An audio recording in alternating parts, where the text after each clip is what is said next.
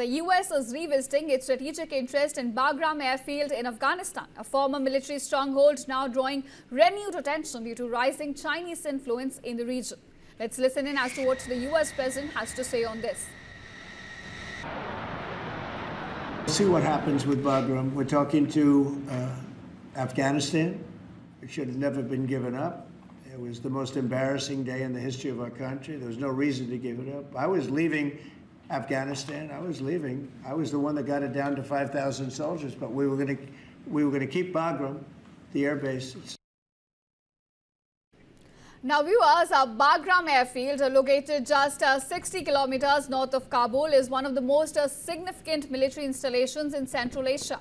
In fact, with the dual runways built to accommodate any type of aircraft, Bagram is positioned near key Afghan cities, making it a critical asset for surveillance, logistics and regional military operations.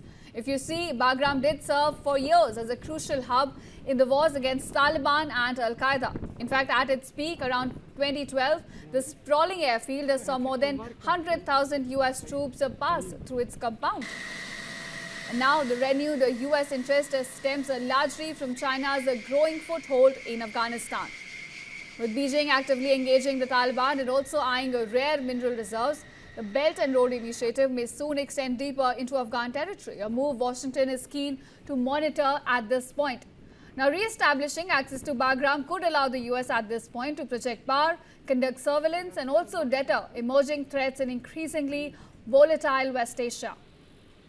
However, Afghanistan officials have expressed their opposition to a revived US presence, saying that Afghanistan and the US need to engage with one another, but without Washington maintaining any military presence in any part of the country.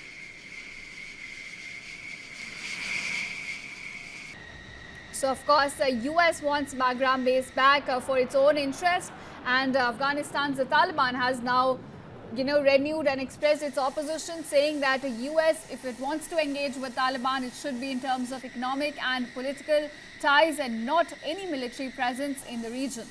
The question then remains, is Bagram airfield once again becoming ground zero for great power competition?